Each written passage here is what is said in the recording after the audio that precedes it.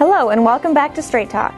A group claiming to fight against racism, fascism, sexism, and capitalism has been catching media attention. They call themselves anti-fascists, or Antifa for short. While claiming to be fighting hate, they instill hate through their violent protests and criminal activity.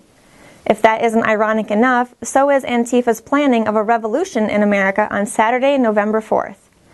Oddly enough, that date falls almost exactly 100 years after the start of the Bolshevik Revolution. That was the beginning of communist totalitarianism in Russia, and communism as a whole has killed nearly 100 million people in the 20th century. Is this what Antifa wants? To achieve the past failures of communism while ordering the execution of those who disagree with them or stand in their way? From what America has witnessed so far, we should be on alert that what Antifa is planning is no less than the destruction of America as we know it. William Jasper wrote a series of 3 in-depth cover stories for the New American Magazine exposing the Antifa movement. These articles were compiled into the October 9, 2017 issue.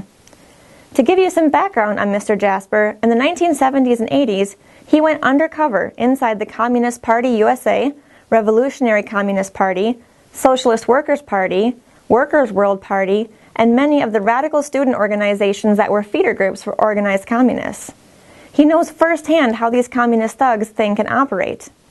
He has written online that what we are witnessing today with the rise of Antifa is the recreation of the atmosphere and the network of subversive organizations similar to that of the 1960s, 70s, and 80s that is part of an integral plan for a new phase of the revolution. They have literally declared war on America, as many of the Antifa banners openly defiantly state. They intend to cause such chaos that America will become ungovernable, leading, they hope, to the overthrow of our constitutional system, which they say is racist and fascist, and the establishment of an anarchist communist dictatorship.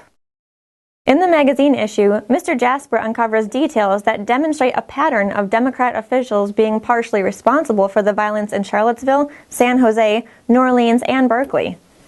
To what extent will sympathetic officials play a role on November 4th?